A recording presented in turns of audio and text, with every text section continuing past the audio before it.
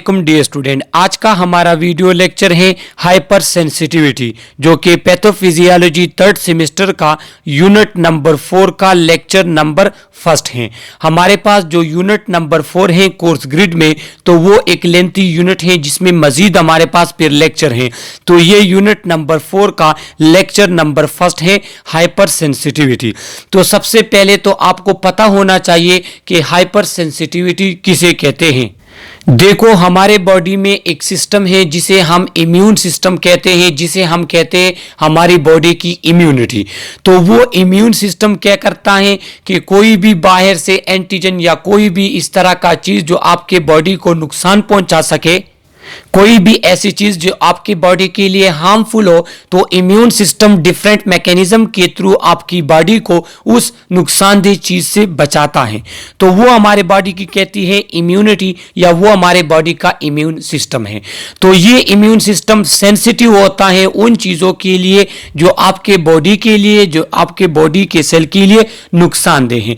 अगर आपका ये इम्यून सिस्टम हाइपर सेंसिटिव हो जाए, मतलब कि जो नॉर्मल रिस्पांस है उसके बियॉन्ड वो रिस्पांस देना शुरू कर दे, जो नॉर्मल रिस्पांस जो उसने देना है इम्यून सिस्टम ने, अगर उससे ज्यादा वो रिस्पांस देना शुरू कर दे, तो इसको कहते हैं हाइपर सेंसिटिविटी। सही है। तो अब आपको पता चल गया होगा कि हाइपर सेंसिटिविटी किसे कहते हैं। हाइपर सेंसिटिविटी हमारी इम्यून सिस्टम का नॉर्मल रिस्पांस से ज्यादा ओवर या गलत रिस्पांस जो है उसको कहते हैं हाइपर सेंसिटिविटी। तो ये हाइपर सेंसिटिविटी का यूनिट जो है इसको हमने दो पार्ट्स में डिवाइड किया है।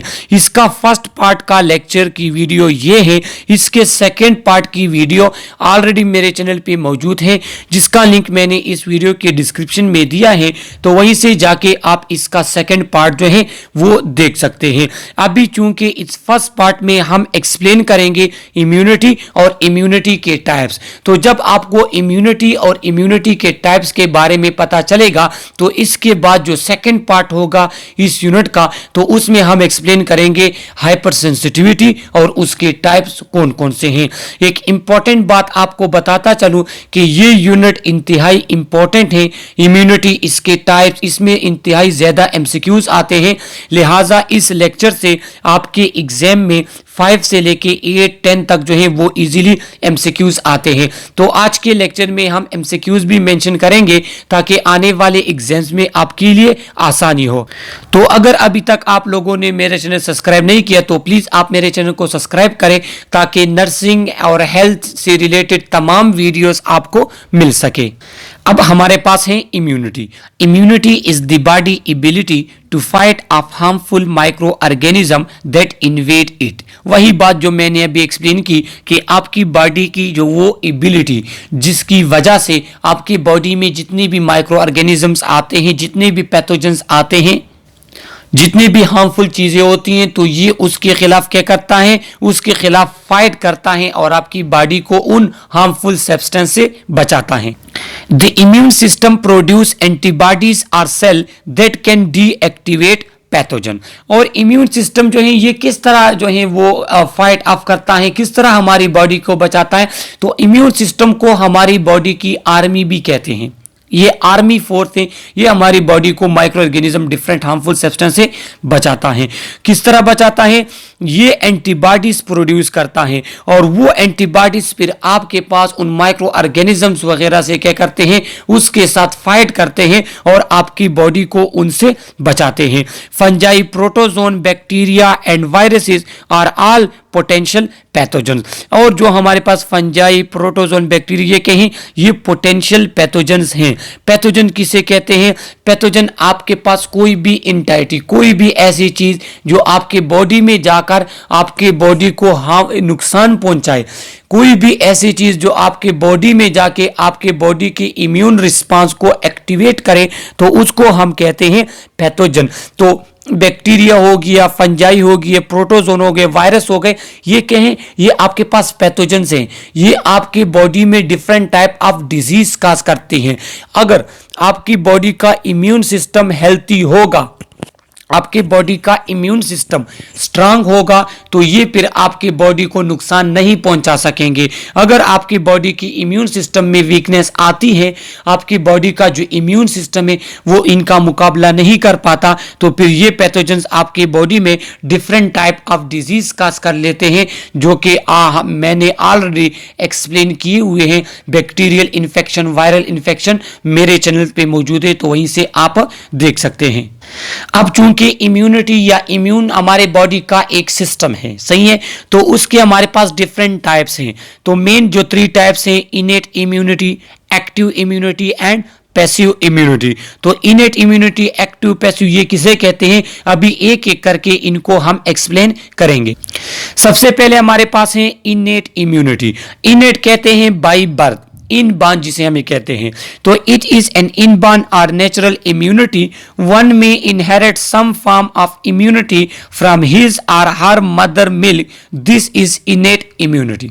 इनेट इम्यूनिटी कौन सी, कि ये हमारे बॉडी की वो इम्यूनिटी है कि जब बच्चा पैदा होगा तो उसके साथ ये इम्यूनिटी होगी, उसके साथ ये कुवत होगी, तो इसको कहते हैं इनेट इम्यूनिटी। या ये इम्यूनिटी क्या होते हैं कि वो मदर मिल्क से भी लेता है। हमारे पास जो छोटे बच्चे होते हैं तो या तो वो बाई बर्थ उनमें ये इम्यूनिटी होगी, या वो ये इम्यूनिटी मदर मिल्क के थ्रू उनको आएगी। इसकी एग्जांपल क्या है कि resistance of skin to invasion by bacteria, destruction of germ in stomach by its acidic secretion and enzyme and phagocytosis of bacteria and other invaders by WBC। देखो हमारा जो छोटा बच्चा होगा उसके स्किन में भी जो है वो बैक्टीरिया इन्वेड नहीं कर सकेंगे। हमारे स्किन पे डिफरेंट टाइप ऑफ बैक्टीरिया बैठी होती है ना, तो वो हमारे स्किन को क्रॉस नहीं कर सकते। अब क्यों नहीं करते, तो ये इम्यूनिटी की वजह से, जो हमारे पास डिफरेंट लाइन ऑफ डिफेंस है, जो ऑलरेडी मैं एक्सप्लेन कर चुका हूं एनाटॉमी एंड फिजियोलॉजी में। तो ये कहें कि ये स्किन, आपका स्किन बैक्टीरिया को इंटर होने नहीं देता। आपके पास जो है जो स्टोमक का एसिड सेक्रीशन है और एंजाइम है, वो स्टोमक में मौजूद जर्म्स को डिस्ट्रॉय कर लेता है। इसके बाद जो हमारे बॉडी में जो WBC है वो फेगोसाइटोसिस करते हैं बैक्टीरिया के। तो ये कहें ये एक ऐसी टाइप ऑफ इम्यूनिटी है जो बाई बर्थ जो है बच्चों में होती है, इसको कहते हैं इननेट इम्यूनिटी। सेकेंड टाइप पे आ जाते हैं, तो सेकेंड टाइप हमारा पास है एक्टिव इम्यूनिटी।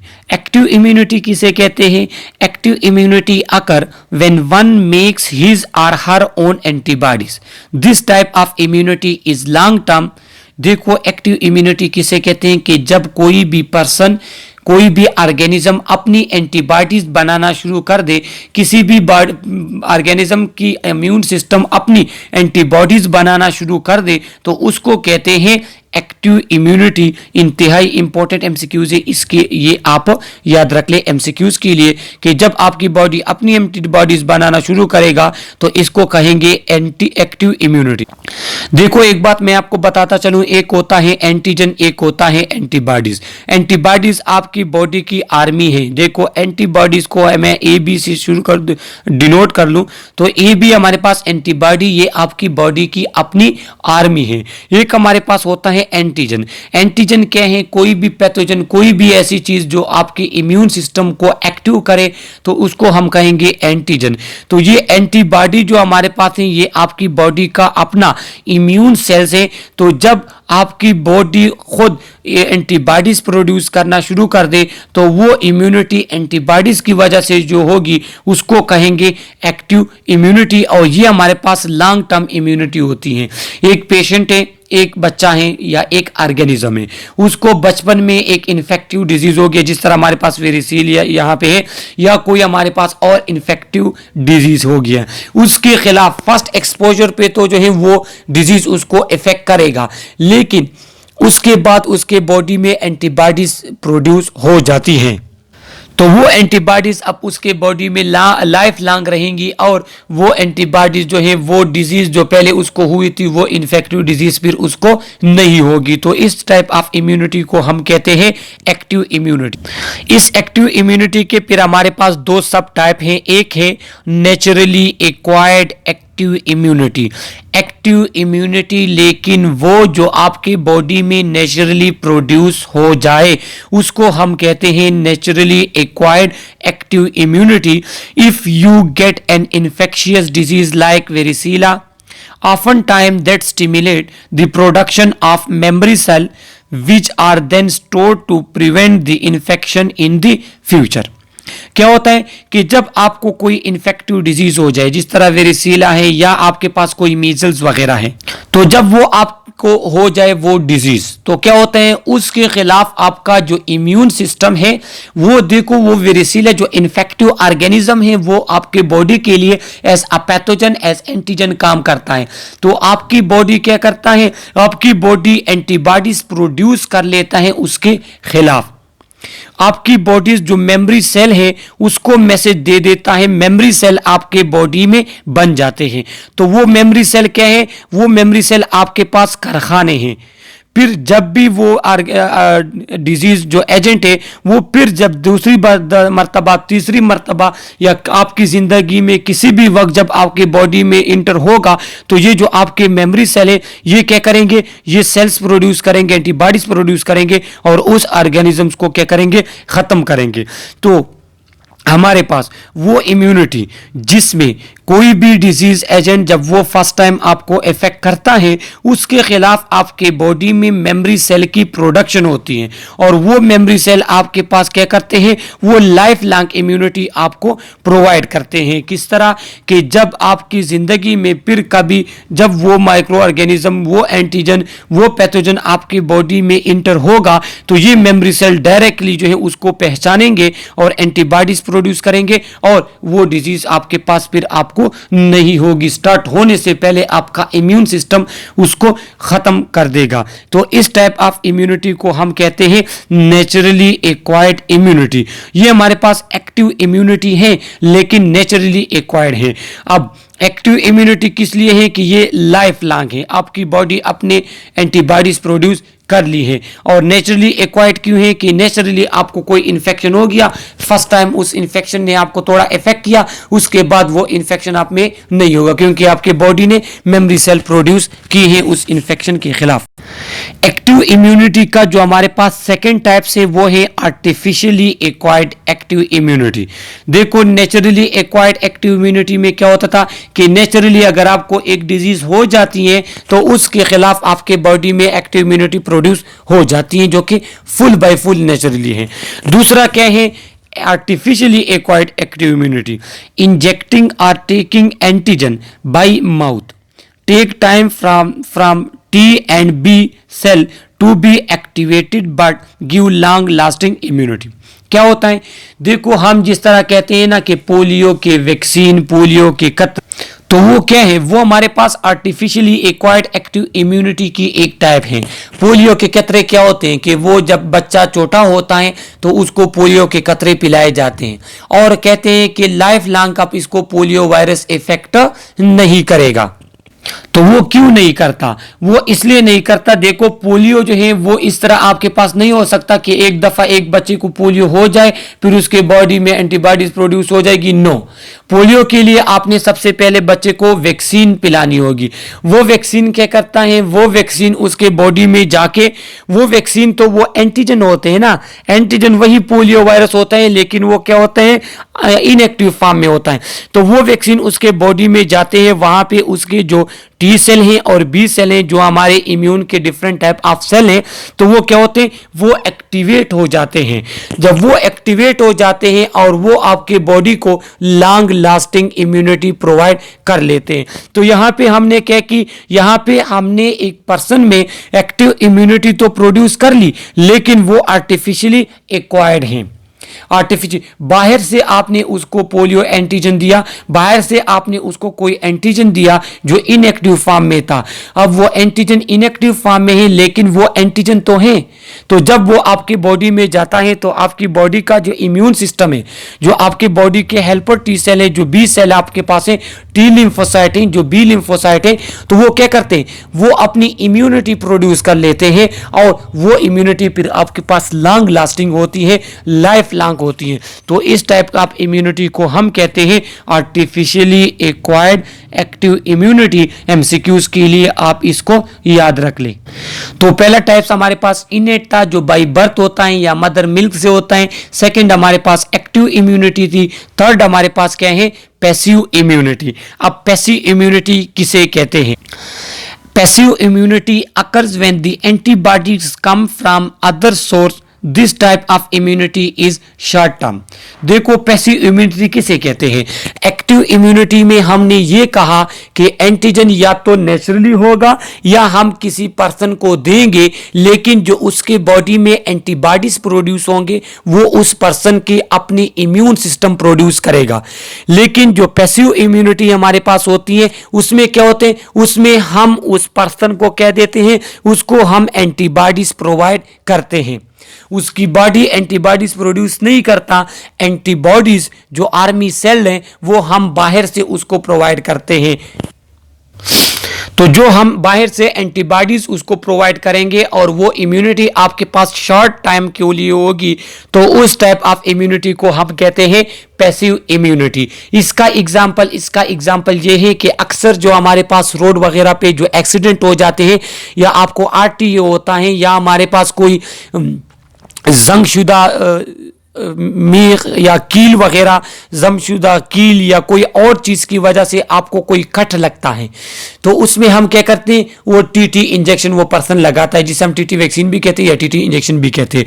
तो वो क्यों, वो ये होते हैं कि वो आपके पास रेडीमेड एंटीबॉडीज होती हैं। अब जब भी आपको जो है कोई ट्रैफिक एक्सीडेंट होगा या कोई रोड पे एक्सीडेंट आपका होगा या आपके पास कोई जंगशुदा कील लोहा वगैरह आपको प्रिक करेगा, तो आपने टीटी इंजेक्शन लगाना होगा, क्योंकि ये आपको एंटीबॉडीज आपकी बॉडी में इंटर कर लेता है, जिसकी वजह से फिर आपको टेटिनस नहीं होता। लेकिन हर टाइम आपने फिर इसको लगाना होगा, क्योंकि ये एंटीबॉडीज शॉर्ट टर्म के लिए होती हैं आपके बॉडी में।